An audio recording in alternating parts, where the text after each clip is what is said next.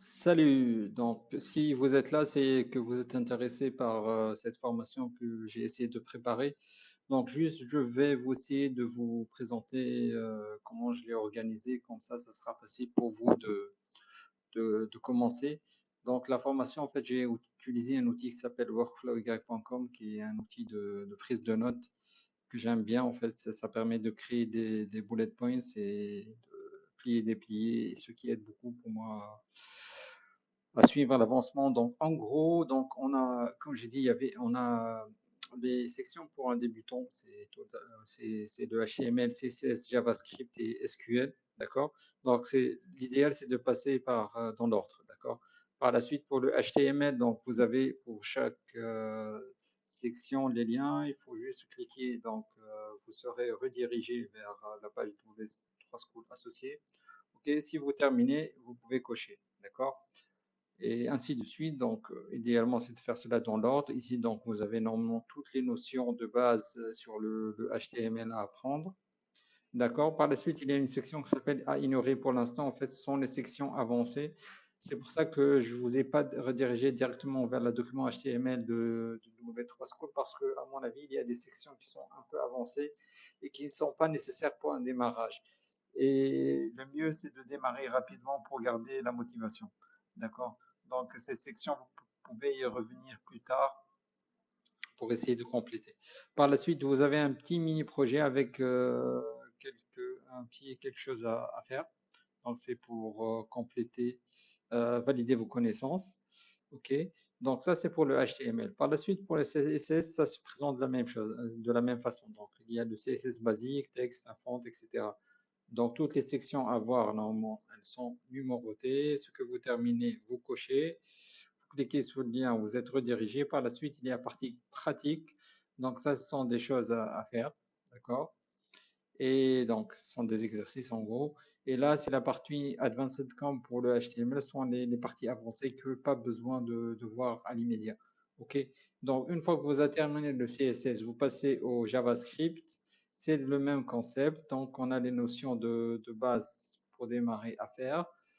D'accord? Et puis, vous avez un petit exercice. Et pour finir, je propose, en fait, ce sont des 4 mini-projets à faire. Vous pouvez choisir n'importe lequel. Idéalement, vous choisissez celui-là parce qu'il va être repris par la suite dans la partie SQL pour valider vos connaissances. Et ça, c'est des parties avancées à ignorer dans un premier temps. D'accord? Pour le SQL, maintenant, c'est le même principe. Donc, l'intro, basique, machin truc. Donc, tout ça, c'est à voir. Ce sont les notions nécessaires à connaître. D'accord? Et au final, vous avez quelques exercices et les parties avancées. OK. Donc, que vous pouvez voir par la suite n'importe quel moment.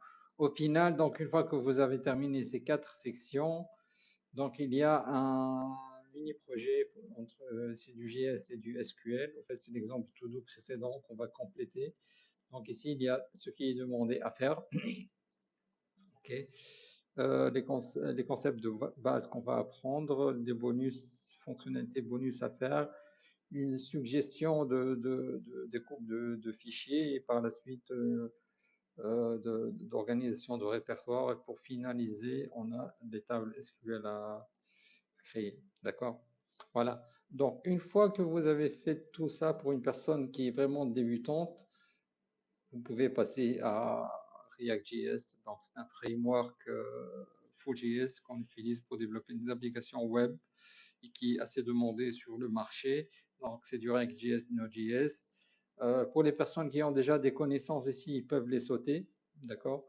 Euh, et même qui est ici dans React.js, on reprend quand même dans le level 1, en fait, les basiques, HTML, CSS, JavaScript. OK. Puis on a un niveau 2, React.js only. En fait, c'est un peu les notions de React.js. Puis la partie Node.js qui est nécessaire pour faire la partie serveur. Au final, Express.js, c'est la partie pour la connexion à la base de données.